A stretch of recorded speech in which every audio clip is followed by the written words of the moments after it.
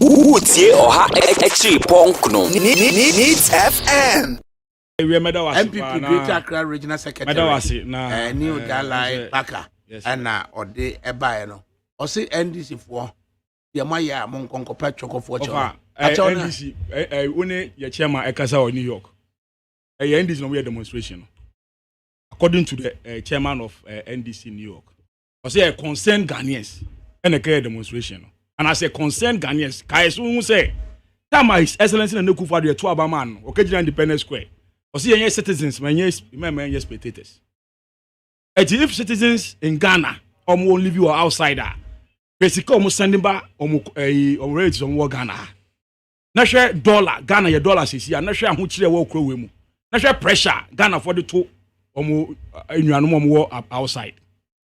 Pressure domo who send this kakra na and so a man more idea to extend say tomatoes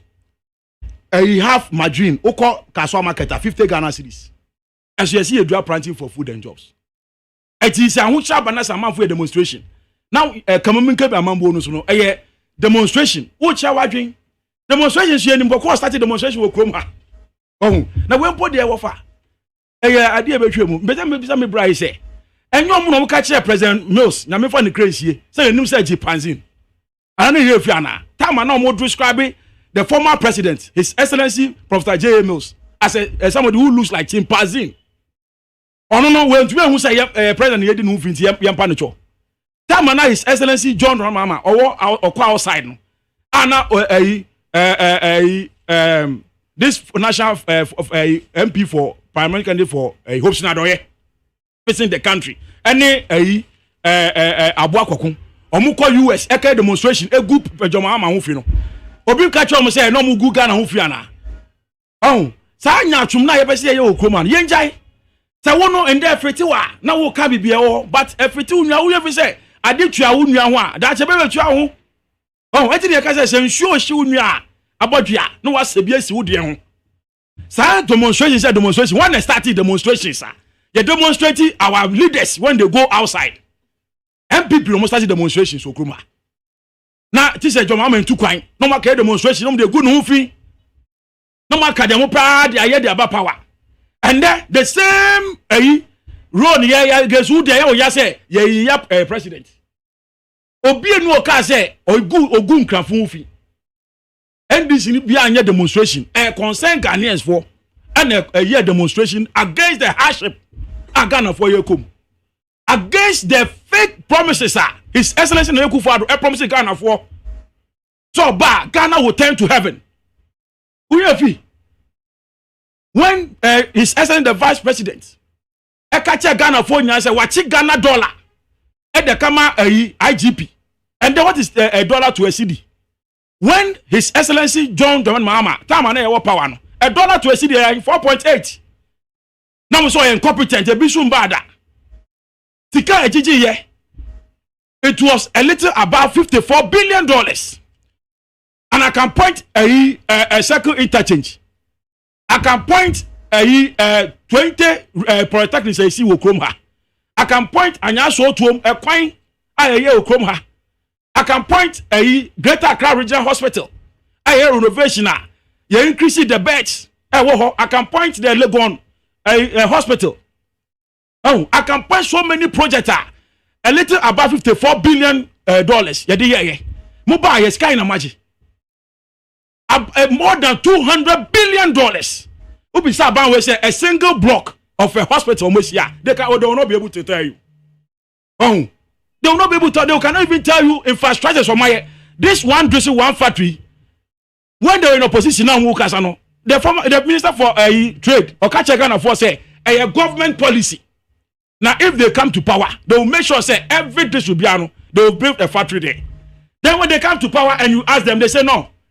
they have a second thought I'm say a private government business and about private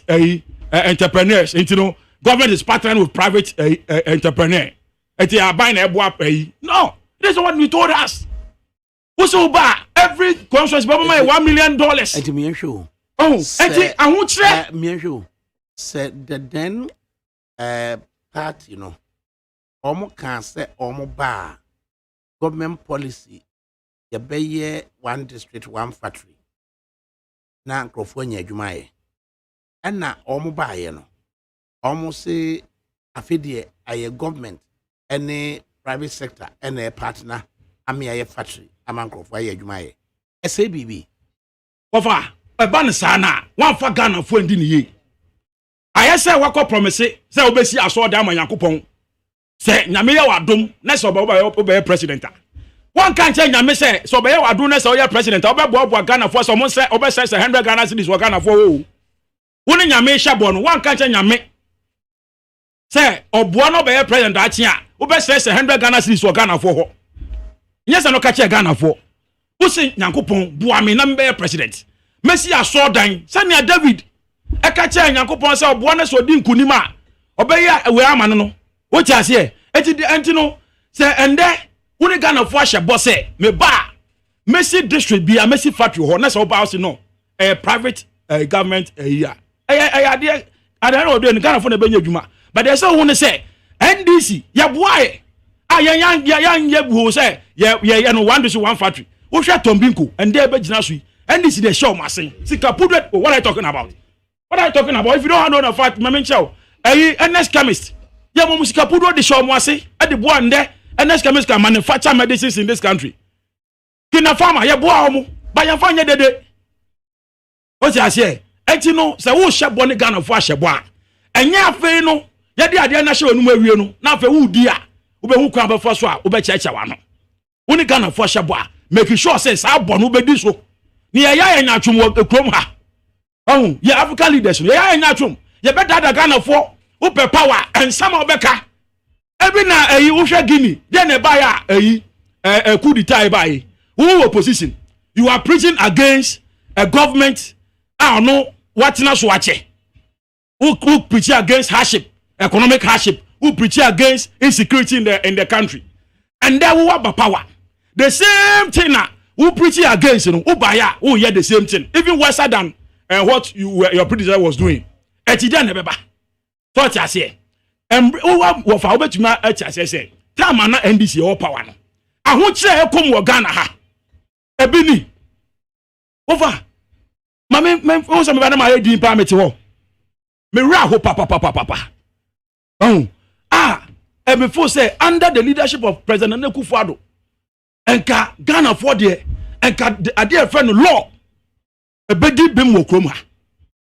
na men kan enka say the whole entire institution but they say who say institution bia no your bad not home yeah it see here e wo New York Montreal so say Ghana for me groupings me no dey boy ni no what can I say Jamaica say who say na ubisa chairman no NDC chairman no or say a concerned citizen for be no US a we demonstration ya mom slot and ya mom lot I some kokejina a demonstrate peacefully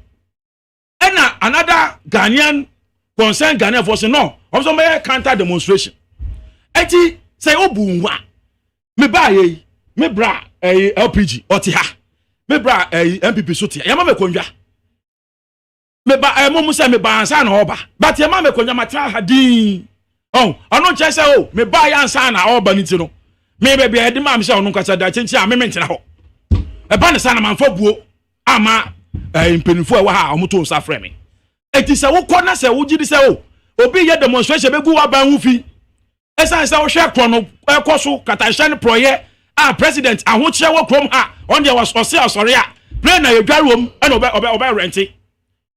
prayer ye dware wom a ye hwɛ sinima wom ɔna obe renti enya ahokyere na Ghana for ye famu no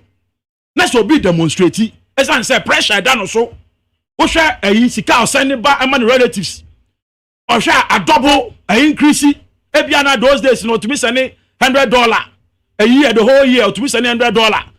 a 5 years ago after in there to be send $1,000 within 6 months kwana send ho kire no no hwɛ no ankasa coronavirus abe aho kire aba amanfo bebre lusu so madwuma the pressure is so on them because unim o abroche ebusafo bi so bi o abroche nti no on business kana wa mom bia asembeba he is demonstrating against the hardship and the total failure this government promised Ghanaians say say nyame adness omo do omba power they will face this country they will make sure say Ghana for who better omo and Juma says they will resurrect all those and Juma says they will create jobs for Ghanaians na say oba na fe no NYA and I say na kofo ya mo ji sika kran sa na mo employ mu obi ayedwuma 7 good months yen tuanika okay planting for food and job still brodier uko casual market brodier petum baako is almost 50 Ghana cedis hey mean that down overhead na sufi senya brekuna wo ba overhead na no one say no I think say there is a bank bi wo taxi station bi wo na omo mu fi central region for nyam de brodier begu 50 Ghana cedis okay brodier petumo eso afi den ka brodier ba then asesa say see our minister say we shouldn't export any food again eti mo akomo njidi say mo dia ho kire ani atete ni how ama Ghana for eti demonstration Africa Ghana for be demonstrate because yen tumi nya hwe yen tumi nya say Guinea for bi dia be ne say ya mema Ghana for hu dia ekoso wo amambo im say amambo ne bon kan oye Jonafo na Utie Oha Exi Pongno Needs FM